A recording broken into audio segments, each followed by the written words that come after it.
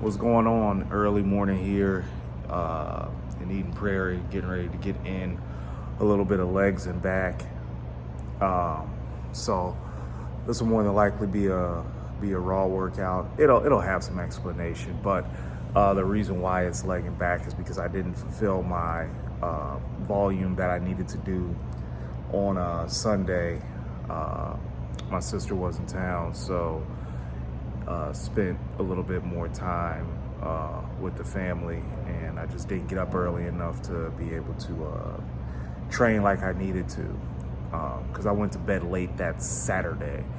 So with that being said, I'm gonna do some legs, gonna do some back, and it's not gonna be the typical leg pull session that you've seen me do where I start out with RDLs.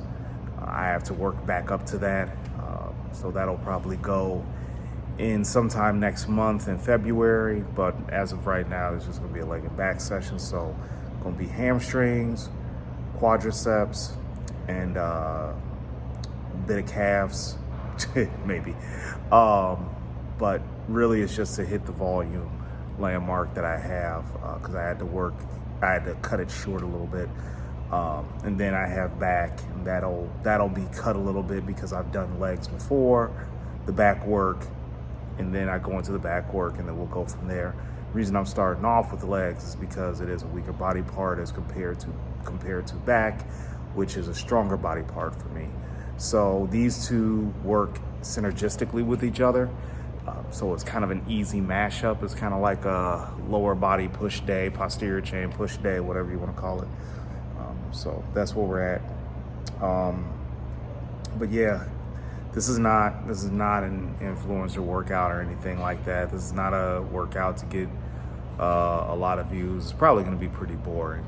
But this is some old school Steve Michalik and the Anthony DiTillo style training. So we're going to have some volume. It's going to be a while. I'll probably be in here for about 2 hours. I maybe 2.5. I refuse to do 3. Because I do like to train heavy, and I do like to train with a lot of volume. And plus, it'll give me the flexibility to just eat more throughout the day. Inshallah, I'll have my appetite. So with that being said, less talky, more worky, and we'll get to it. Okay, starting out with hamstrings again. Like I just said, I'm limiting not only movements but also volume in here. So to start out, it was just a simple 20 rep warm up, and then another 15 rep warm up just to get really in tune with the hamstrings, and just went to work uh, 3 straight sets of around about 12 to 5 to 12, something like that. Um, Normally, I would try to stack it out. That's what I've been doing. Uh, but for today, I decided not to. I just decided to stay in a moderate rep range because, again, I had another big body part to train, and not. I don't want to say I was conserving energy, but I think I was just allocating movements a little bit more effectively to maintain a good energy balance that I would need throughout the session. So with that being said, it wasn't always my plan to do legs and back today. That literally just came to me a couple days ago, and the impetus was that, again, I didn't hit my volume landmarks for hamstrings and quads, so I couldn't do my normal leg workout, nor could I do my normal back workout. So it was just selecting the movements that I knew I could improve upon, leg curls being one of them. So as you can see, this last set is a rest pause set, and getting to around about 6 to 8 reps, then pausing again, getting 2.5, pausing again, and then getting 1. So I think for doing a rest pause, this was a good start where if I wanted to interject it into my program, I could. So that was just something to look at.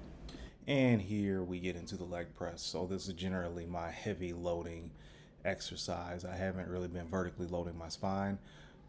So I've just been really relying on this movement, for quite a while now. I should probably start to do some type of squat variation even more, but that's something that I'm going to look at either this training block or my next training block.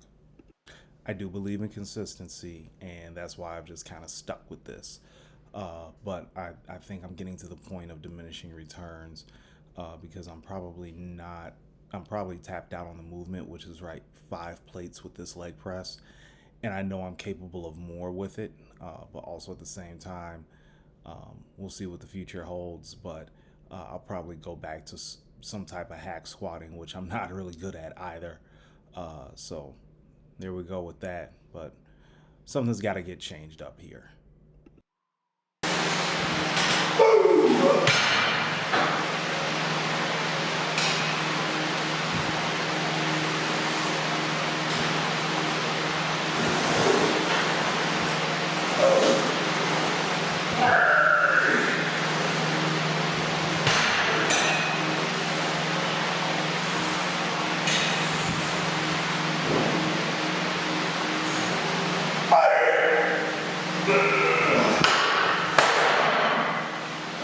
And yes, I am a believer of low reps inside of the leg press. So with that being said, we're just going to rush through here. These are cluster sets for leg extension. So the goal was 6 sets of 6 reps. I know generally muscle rounds are around about 6 sets of 4 reps, but I wanted to up the ante a little bit and just really drive a whole lot of blood up in there. So nothing too crazy. Just wanted to finish out the legs and call it good. But it's nice to have a nice pumped up quad before you have your back movements for the day. Okay, legs are done. Now we're moving on to back. Legs took about an hour or so, which is what I was shooting for. So the volume was really brought down. Only did 3 sets of leg press, 2 cluster sets on the leg extension, and then obviously straight sets on the lying leg curl.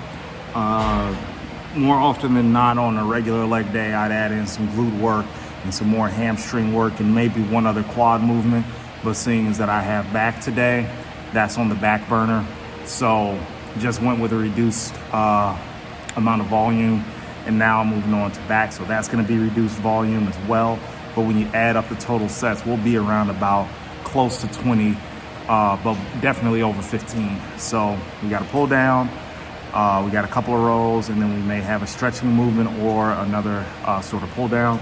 But then after that, we'll go home, rest, recover, and do all that jazz. So let's keep it moving. Got a good blood flow, good sweat going, and we're gonna keep moving.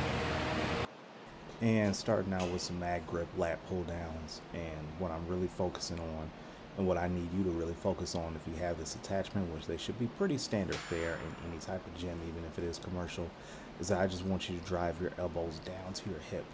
That's going to place a whole lot of maximum tension on your upper back, your rhomboid area, and that's really going to make it, that's really going to hit it in a way where when you get developed or close to fully developed, it will show. So goal of any type of movement like this, any type of lat pull down with a neutral grip, is that for me, I want my t-shirt, whatever t-shirt I'm wearing, to be swallowed up by my upper back.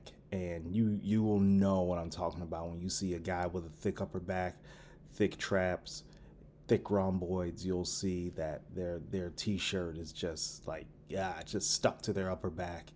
And it is really an impressive sight, and that really makes it look like you know what you're doing inside the weight room. So that's my goal, and that's what I want for all of you as well. We want to look strong, we want to be strong, no matter how old we get. Even as I approach that firm grasp of middle age, I still want to be as strong as I possibly can, and I want to look like I live too. So that's why we do this as older people. It's for longevity, it's for strength, it's to look good, and we just go from there. So here, old school T-bar row. Yes, I have access to an Arsenal strength machine. I did not want to do it today. I do not like the way that the neutral grip feels. I like the way the T-bar row, like Ronnie Coleman used to do. I like how that feels. So I went up to 150 pounds, and I only did 2 sets here for the simple fact that I had another row movement going. And again, I told you I was limiting the volume for this workout for back. because I did legs earlier. So normally I would do about 3 or 4 sets, but 2 was just good today. And here I am at the humbler machine, which is basically a nickname for the Arsenal Strength chest supported row, which is brutal.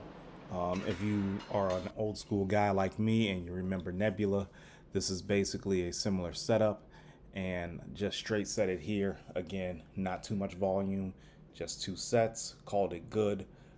This is one that I'm starting to become obsessed on, and one that I'm just gonna really work hard and try to increase my weight on.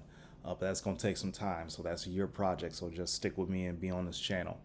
All right, here I'm just hitting the upper back again, trying to make my shirt look like it's swallowed by my upper back.